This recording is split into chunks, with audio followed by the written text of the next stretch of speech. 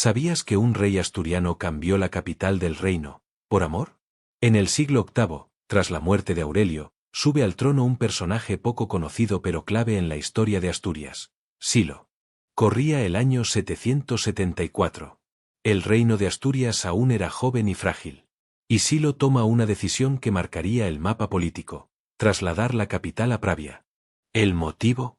Su esposa, Adosinda, hija del rey Alfonso I, tenía allí su núcleo de poder. Pero Silo no fue solo un rey enamorado.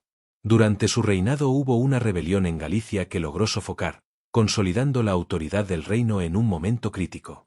Además, en su época se construyó la iglesia de San Juan de Santianes, uno de los templos prerrománicos más antiguos de Asturias que aún se conservan. Silo murió en el año 783. Y tras su muerte, el trono no pasó directamente a su entorno, lo que provocó nuevas tensiones políticas en el reino. Un rey que movió la capital, consolidó el poder, y dejó huella en piedra.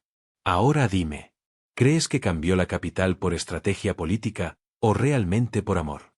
Sígueme para ver más contenido de Asturias.